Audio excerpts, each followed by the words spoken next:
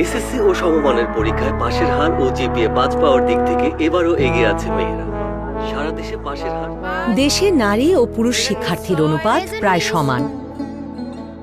চাকরি, ব্যবসা বা উপার্জনের সকল ক্ষেত্রেও তো তাই হওয়ার কথা। নারীদের সমানভাবেই চোখে পড়ার কথা, কিন্তু তাই কি হয়?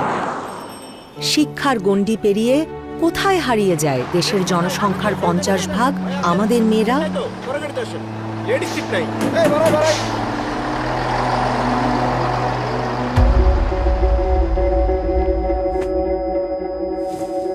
জন্মের পর থেকেই আমাদের ছেলে ও মেয়েদের সবকিছু আলাদা।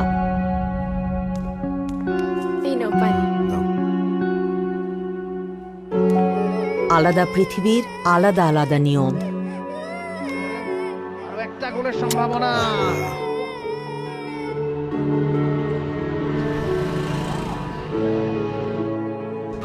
ঘরে থাকতে পারো না? সারাদিন বাইরে বাইরে কি? বাইরে যেতে পারো না, সারাদিন ঘরে কি? কারাতে কেন শিখতে হবে তোমার? গান শিখবে কেন? ছেলে মানুষ গান গাইবে? মেয়েদের আবার এত কথা কিসের? ছেলে মানুষের চোখে পানি আসবে কেন? মেয়েদের এত রাত থাকতে নেই। তুই একটা মেরে আসতে পারলি না? কেমন ছেলে তুই? তোর ল্যাপটপে কাজ করতে হবে কেন? বাসায় এত মহিলা থাকতে তোর রান্না করতে হবে?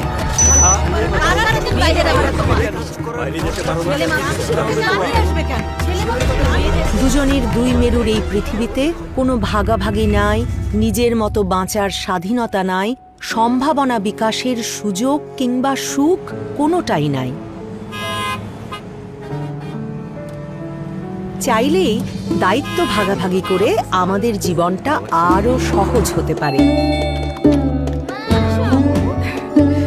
দেশের 50% নারী, এই 50% যদি উপার্জনে সরাসরি অংশগ্রহণ না করে, পরিবার ও দেশের সমৃদ্ধি কি কখনো আসবে?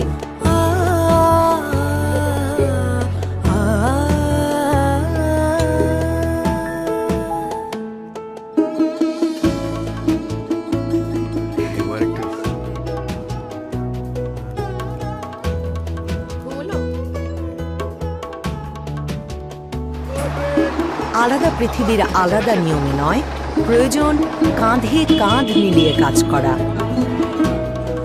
আমরা চাই সমৃদ্ধির পৃথিবী, প্রতিটি মানুষের সুখ ও সম্ভাবনার পৃথিবী। তাই বাধা সরিয়ে সকলের জন্য সমান সুযোগ নিশ্চিত করা জরুরি।